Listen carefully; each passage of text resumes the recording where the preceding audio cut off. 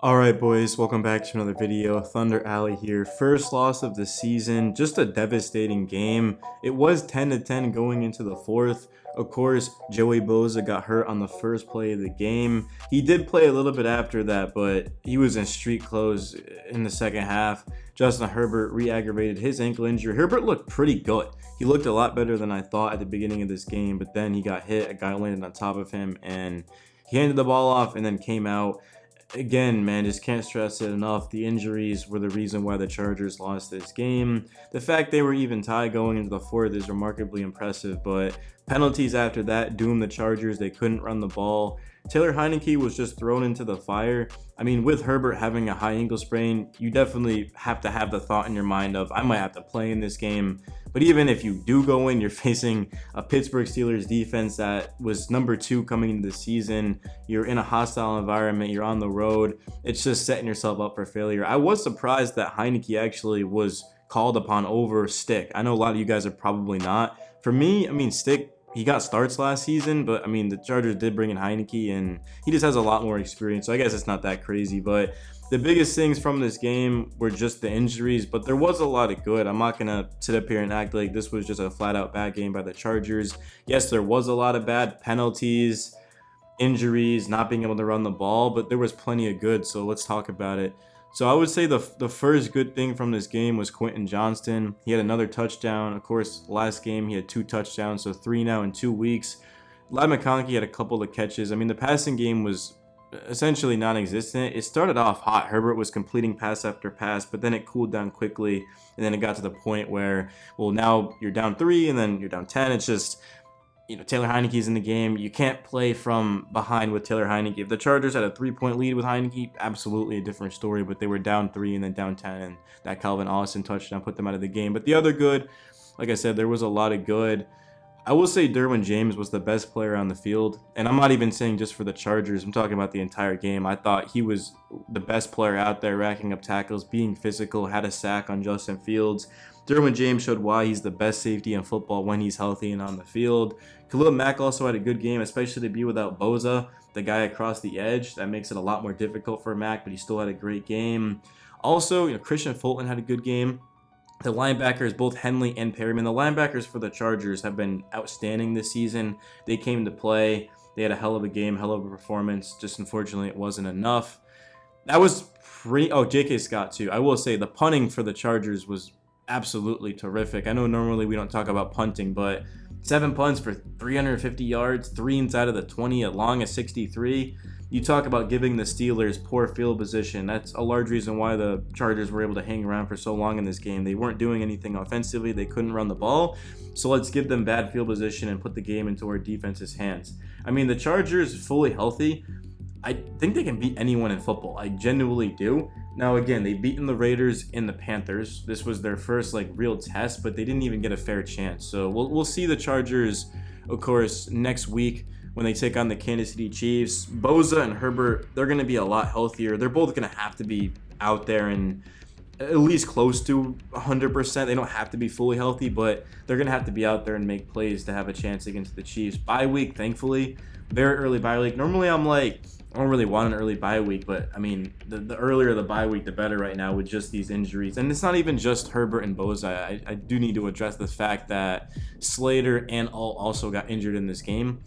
For Alt, the Chargers didn't even get the ball back, so he didn't even get a chance to come back out. But I mean, we're talking about literally as elite players as it gets. Slater, Alt has been honestly the best tackle in football through 3 weeks.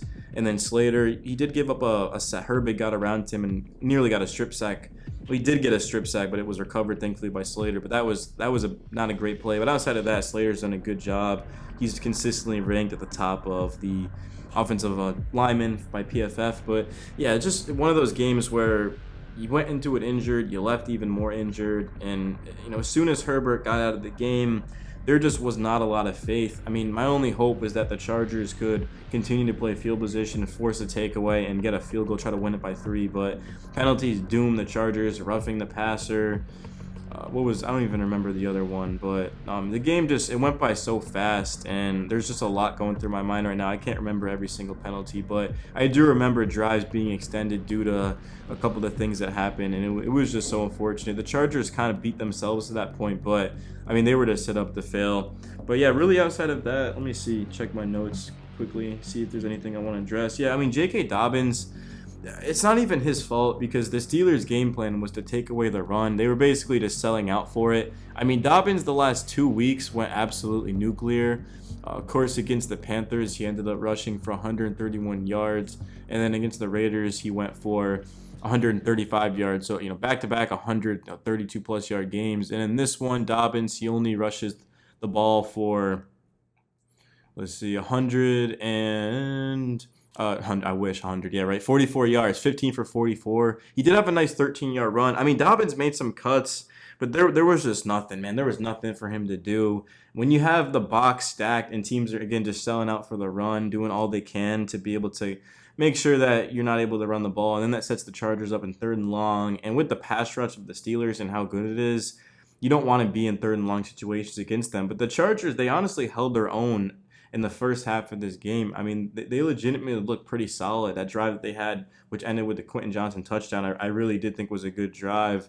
But there just wasn't any balance. And the biggest thing is Herbert's lack of mobility. If Herbert had been able to move more, the Steelers would have had to game plan and play differently, but they didn't. And that was a huge reason why they were able to stop the run. They didn't have to worry about Herbert. And on 3rd down and long especially, that's when you want your quarterback to become another weapon, being able to pick up first downs with his legs. The Steelers knew that they didn't have to worry about that, and it just made their lives a lot easier. So I will say that, I mean, the Chargers lost this game. They're 2-1, but there is a lot to take away. Clearly the Chargers, they went on the road banged up, depleted, and they fought a Steelers team that's been playing very well, the number 2 ranked defense in football. So I will give them that. I mean, this is definitely an encouraging performance. Normally when you lose a game, I mean, it's all bad, but this wasn't that bad of a game for the Chargers. Obviously, I would have liked to see the run game be a little bit more efficient. I would have liked to see Justin Herbert be able to get the ball downfield more, because he did have some nice throws to his tight ends. Disley 3 for 19, Fayoko 1 for 17, Hayden Hurst 2 for 15.